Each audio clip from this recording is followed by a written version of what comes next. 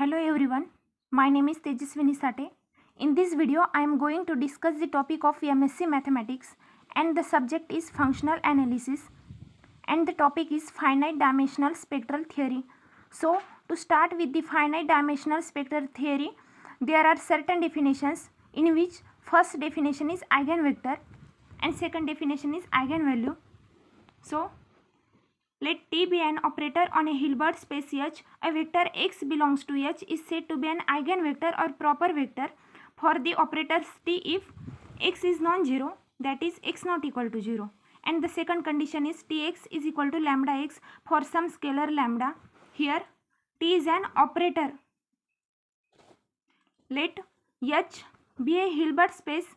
A continuous linear transformation T from H to H is called as operator.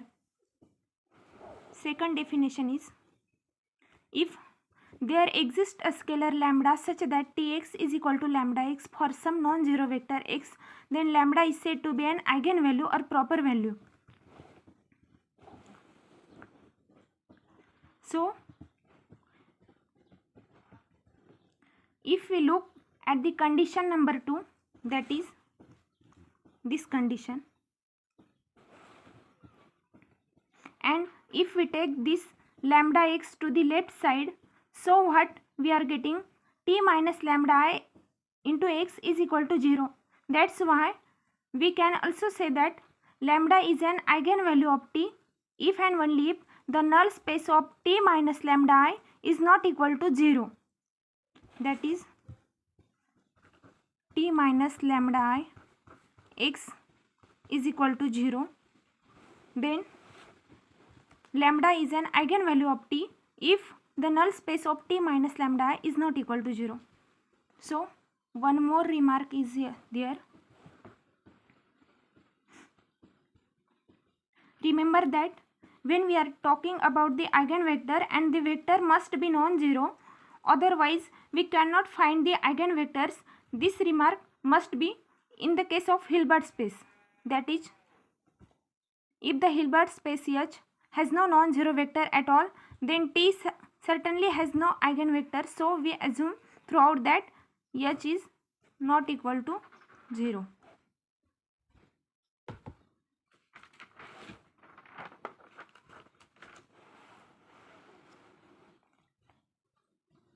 So, one more definition we have to use the spectrum. Basically, the set of eigenvalue of an operator T is called its spectrum or point spectrum, and it is denoted by this T.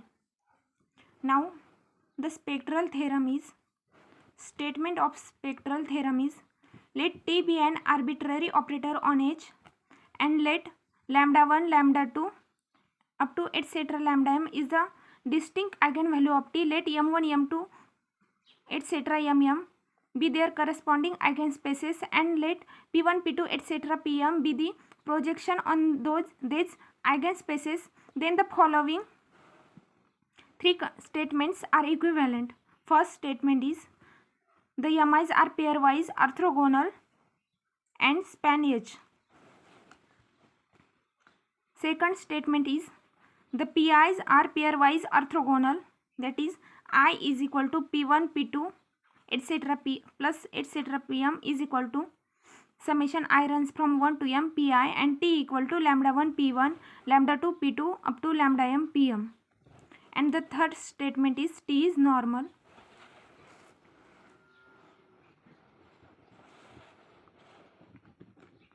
Now, to prove first implies second.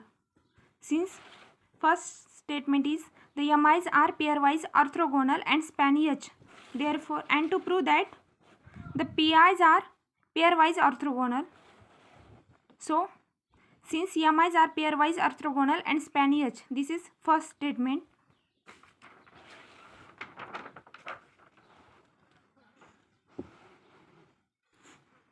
According to span H, each vector x in H can be uniquely expressed in the form x is equal to x1 plus x2 plus up to xm, where xi belongs to mi for I running from 1 to m. Now, it is given that mi's are pairwise orthogonal. Also given that pi's are projection on mi's. Therefore pi's are pairwise orthogonal. Here given that mi's are pairwise orthogonal, since pi's are automatically pairwise orthogonal, so the condition of pairwise orthogonal is pi into pj is equal to 0 for I not equal to j.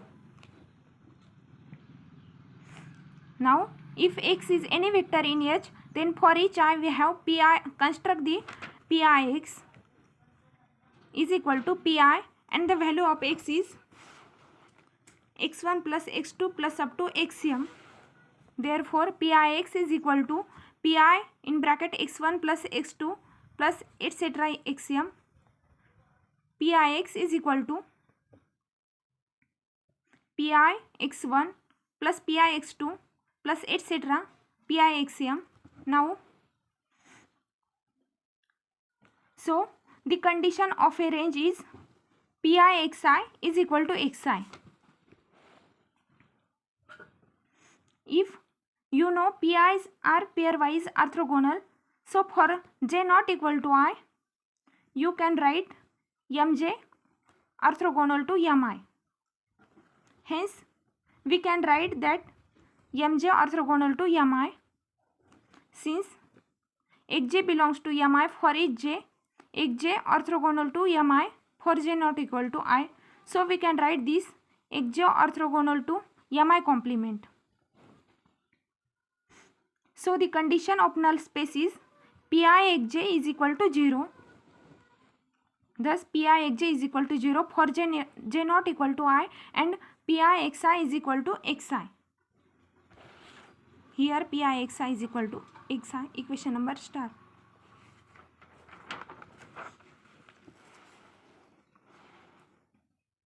Now from 2, that is pi xi is equal to xi, that is from 2 we have pi x is equal to pi xi, and we know pi xi is equal to x from equation number 2. Therefore pi xi is equal to xi. Now we consider ix is equal to x. Already we can see the x1 plus x2 plus etc. xm, that is the value of x is equal to this. Now we can take x outside, hence we get ix is equal to p1 plus p2 plus etc. pm into x. Therefore I is equal to p1 plus p2 plus etc. pm. Again for all x belongs to H. Now we consider Tx is equal to T into the value of x is this. Just multiply inside, and we know that Tx is equal to lambda x. Therefore Tx1 is equal to lambda x1, and similarly this. So we also use xi is equal to pi into x. Therefore lambda 1 x1 is equal to p1 x plus lambda 2 x2 is equal to p2 into x simultaneously is equal to, so we get lambda 1 p1 plus lambda 2 p2 plus up to lambda m pm into x. Therefore T is equal to lambda 1 p1 plus lambda 2 p2 up to lambda m pm. Hence to prove this second statement, that is this second statement, T is equal to lambda 1 p1 plus lambda 2 p2 plus up to lambda m pm. Now to prove second implies third.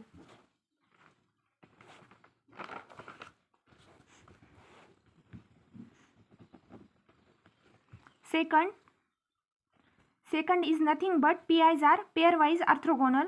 So if the second substitution, we can see that T is equal to lambda 1 P1 plus lambda 2 P2 plus etc. lambda m Pm.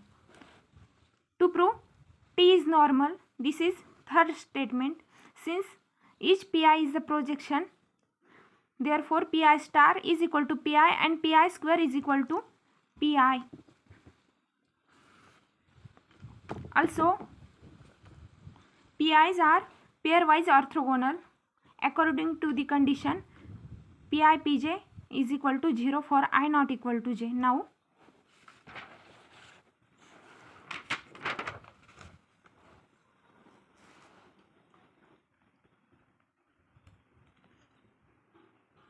similarly, we can take T star is equal to and T star is equal to T. Therefore,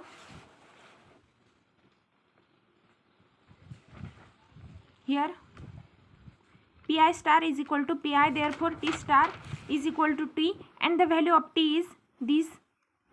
And we know that lambda P star is equal to lambda bar into P star. So similarly here lambda 1 bar P1 star plus lambda 2 bar P2 star plus lambda m bar Pm star. Now we know Pi star is equal to Pi. Again using this condition, we get lambda 1 bar P1 plus lambda 2 bar P2 plus etc. lambda m bar Pm. Now, so just multiply this one. So multiply lambda, so multiply T into T star and we use the result lambda bar is equal to mod lambda square. In the same way, here T star is equal to, here the value of T and the value of T star, and using this result we get lambda 1 bar is equal to lambda 1 mod lambda 1 bar square into P1 square plus up to so on, and in between you will come across this type of term such lambda 1 bar lambda 1 lambda 2 bar P1 P2 such case that equal to 0 since pairwise orthogonal.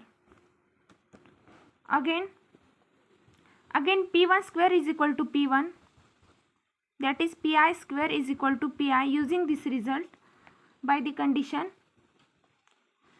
lambda 1 square and the value of P1 square is P1 lambda 2 square mod lambda 2 square P2 plus up to mod lambda m square Pm. Using this result, in the same way you can find for T star T. So T star into T, just to like this calculation you will get the same value, that is T star T, this value. Here we get T star is equal to T star T. This is the condition of normal, hence T is normal. Now to prove, let's see, 3 implies 1. And the third statement is, suppose T is a normal operator on H. To prove Mi's are pairwise orthogonal and Mi span H. Since T is normal operator on H and Mi's are eigenspaces of T, as in this statement T is normal and Mi's are pairwise orthogonal. So by the theorem Mi's are pairwise orthogonal, you can say that Mi's are pairwise orthogonal.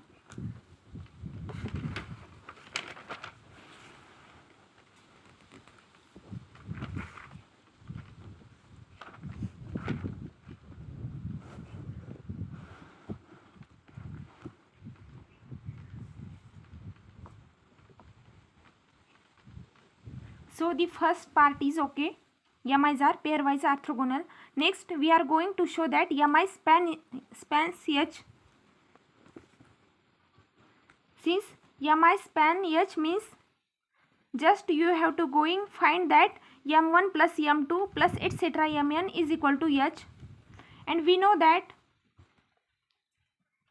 mi's are pairwise orthogonal. So directly you can write that pi's are the projection on mi's. So we have pi's are pairwise orthogonal. Here pi's are projection on mi's and mi's are pairwise orthogonal. So we get pi's are pairwise orthogonal by C. Now let m is equal to m1 plus m2 plus etc. mm. Then m is closed linear subspace of H and the corresponding projection is P is equal to P1 plus P2 plus up to Pm by theorem. This is by theorem on projection, theorem G.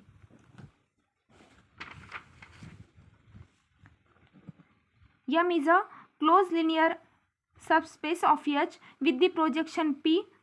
You can write that eigenspace Mi of T reduces T. That is, T is normal operator on H. Each eigenspace Mi of T reduces T by theorem number C on projection. Also, Pi's are the projection on the closed linear subspace Mi of H. If Mi reduces T, then we can write the condition of reducence, that is PIT is equal to TPI. Thus, PIT is equal to TPI for each I. Now, consider TP is equal to T and the value of P is P1 plus P2 plus up to Pm. Therefore, T into P1 plus P2 up to Pm, just multiply inside. You can write PIT is equal to TPI. PIT is equal to TPI according by this reducence condition. Now we can take T outside here and we get PT. Now TP is equal to PT and P is the projection on M. Therefore, M reduces T means it is automatically by the condition M orthogonal is invariant under T, that is M complement is invariant under T. Also, we need to show that M span T. Here M reduces T and so M complement is invariant under T. Now to show that M span T, that is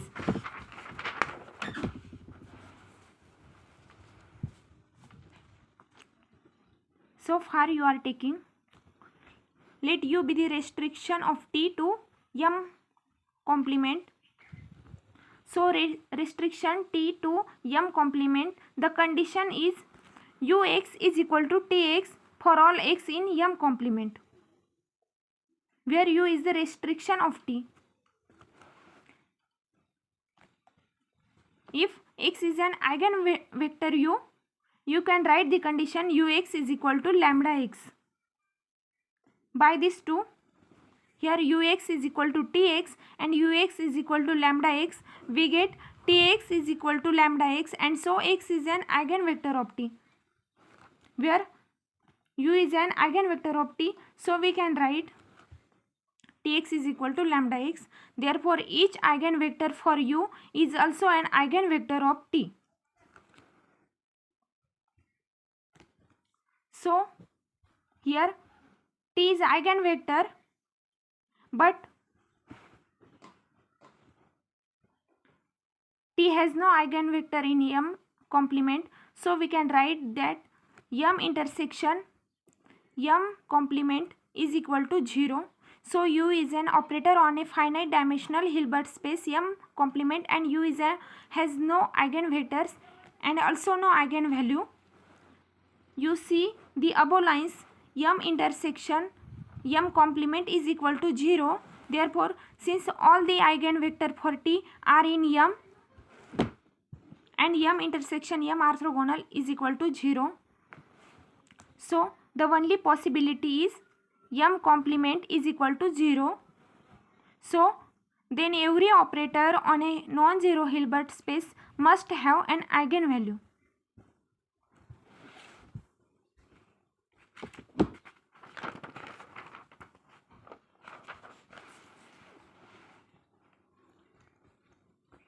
that means m complement is equal to 0.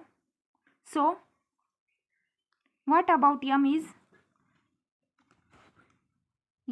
equal to whole space, that is Hilbert space. So you can write here,